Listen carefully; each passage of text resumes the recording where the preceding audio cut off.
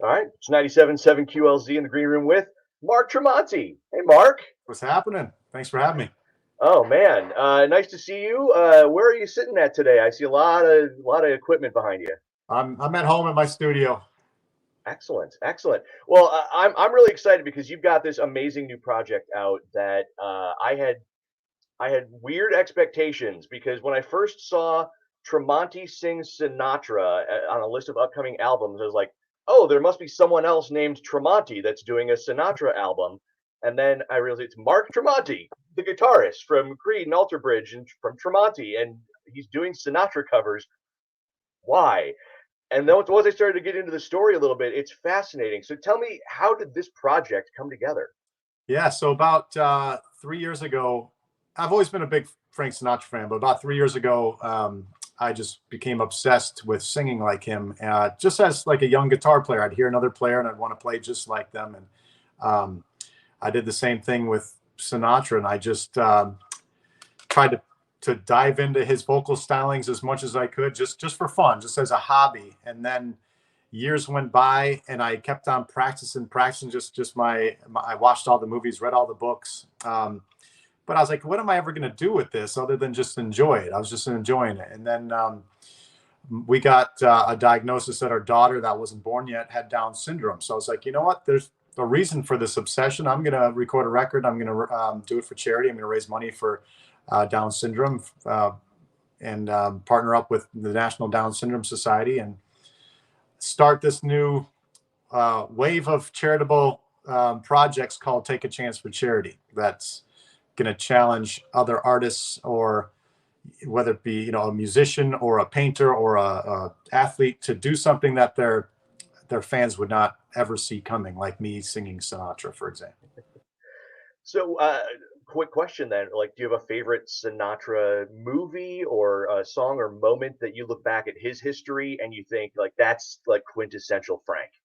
Well, some of his early stuff is, like the Anchors Away movies, where I Fall in Love Too Easily for this record. So that was a good one for me. But, From Here to Eternity is, another great one. But, he's got 55, 56 movies he was in.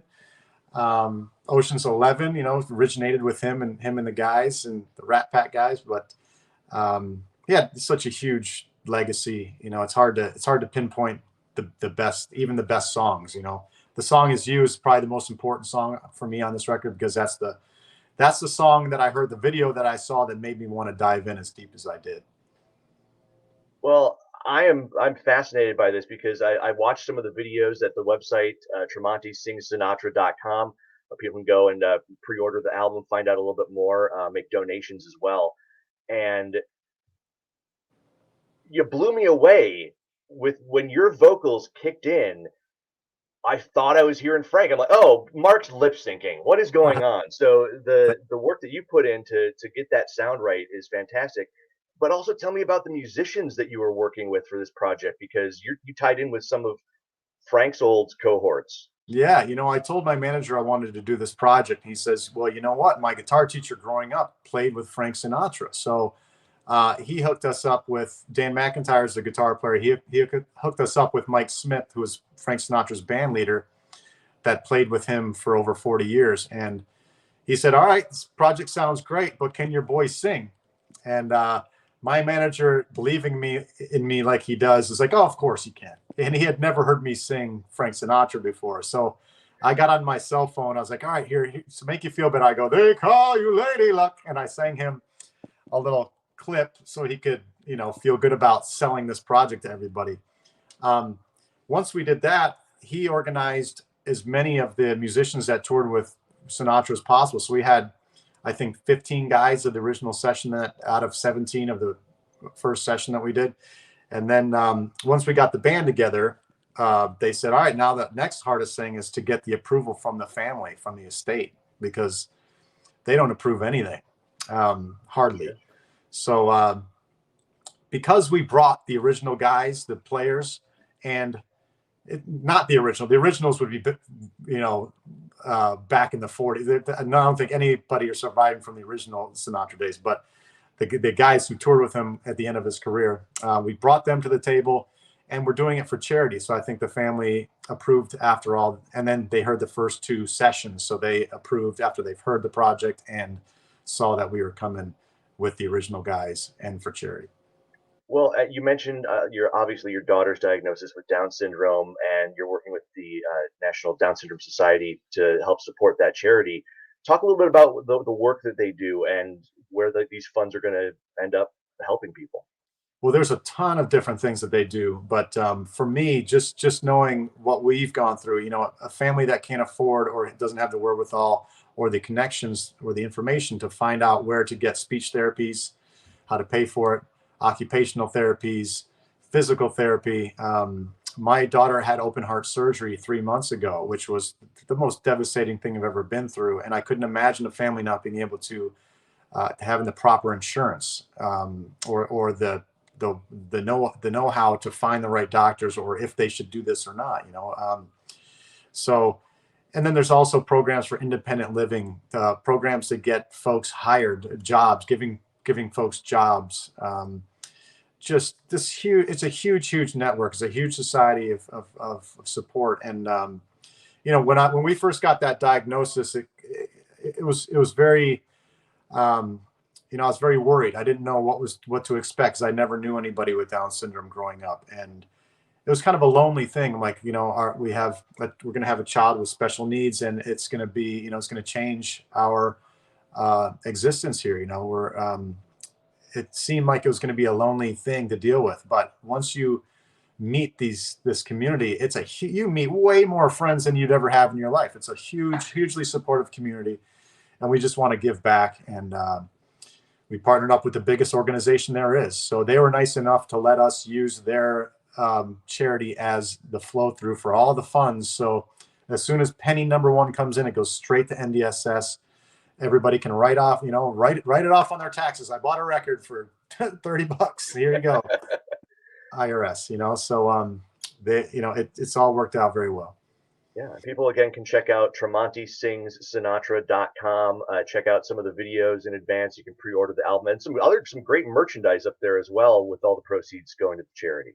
Absolutely, yeah. We're trying to put as much as we can out there to raise as many funds as we can. And once this record comes out, the next step is to try to tackle some other artists to do this project. And I've already got a bunch of my good friends. Like Larry the Cable Guy is talking about doing a project. The Edge, the wrestler.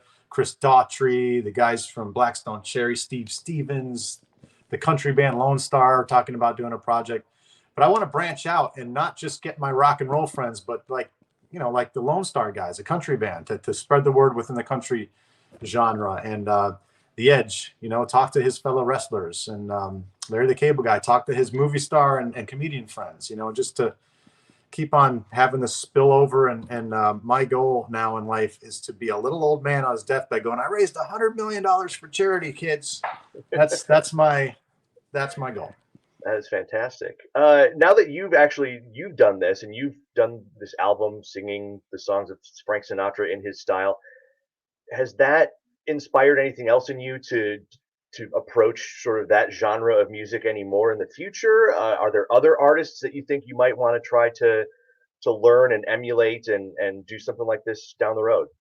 I want to do another project with these guys. This is about the most fun I've ever had in the studio. So a lot of people have said, now that we've heard this record, it would be great to get a Christmas record. I'm like, yes, it's a great idea. I want to do a Christmas record. So we'll let this record come out. We'll let Take a Chance for Charity get going, and then see what happens when I get a break to do another project. But I'd like to stick with the Frank Sinatra thing. I also love Bing Crosby. I love that era. I love the big band era. It's just fascinating to me, and I love that music. It's a feel good thing. I've already done all the rock and heavy metal stuff for my whole career, and I love that as well. But this is such a departure and such a fun thing. I'd love to just keep diving into that era. It's a nice personal touch for me too. My grandfather was a drummer during the Depression, and that was how he kind of made his living and got through it. So I have this huge collection of his old jazz records and old 78s and things. Yeah. So kind of tying into that big band era stuff, it sings to me a little bit as well, personally. So that's fantastic. I wanted to ask you. We mentioned the studio there, and you've got obviously a lot of equipment behind you. How's the pinball machine collection going? It's awesome. You know, I'm busting out of the seams though. Pinball collecting is not something that you can do if you've got a one-bedroom apartment. You know, it's definitely taken. Every time a new great pinball machine comes out, I have to look at my collection and go, all right, which one of you got to go? And they're like, you know, I fall in love with my pinball machines, and there's you know, thousands of machines out there, and I think I've got 13 in my collection that are the absolute best of the best in my opinion. So when another one comes out, and just behind the scenes, I'm gonna hopefully be involved with some machines that are coming out, because I'm a fan. So I hope to have some machines that I had some input in come out in the future. So I'm gonna have to make space going forward for those. Yeah. Nice. How do we get our hands on one of those? I want one of those in the studio. I want a Mark Tremonti pinball machine that we can put in the QLZ studio. Well, I don't know if there'll be a Mark Tremonti pinball machine, but there'll be something that I've had something to do with. I just can't. I can't. I'm not allowed to speak on it. No details yet. All right. All right. All right. That's fair. That's fair. Um, Once you're worked through this Sinatra project, obviously, do you ever take a break? I mean, it's constant, Alter Bridge and Tremonti, and now this, and a Creed reunion every couple of years. What's the next project after this for you? So I just got off tour with Tremonti, my solo band, and we toured the States with Chris Daughtry. And now the day after I got home, I hit the studio with Alter Bridge, and I'm in the studio now. I'll be heading there at 2 o'clock today.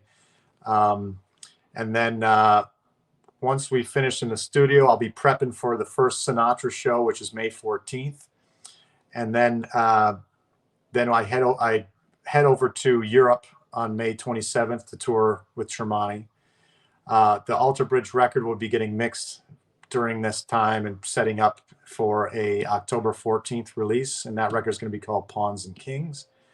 And then when I'm through with that tour in Europe, I hope to put together a handful of shows over in Europe with the Sinatra guys, and while we're over there, hit some of our biggest markets with the big band stuff, and from there, who knows? We'll just staying busy.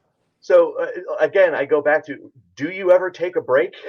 Not recently. It's been a very, very busy year. COVID was the biggest break I've ever had in my professional life. So that was, I saw it coming though. Everybody's sitting for 2 years, and now that the floodgates are open and we can get back out there, everybody's out there touring. Everybody's doing it. It's going to be a busy couple of years.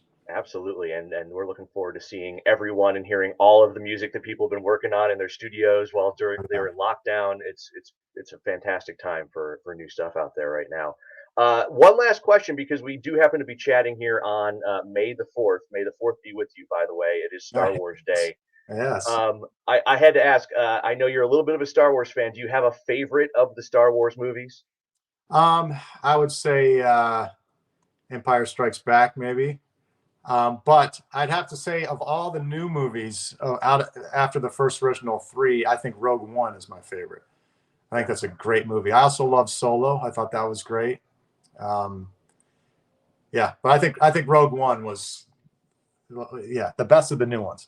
Yeah, and it's a great way that it can kind of stand on its own, even though it does tie into everything. It's kind of a standalone movie, whereas some of the others you have to watch like a trilogy to really get the whole story.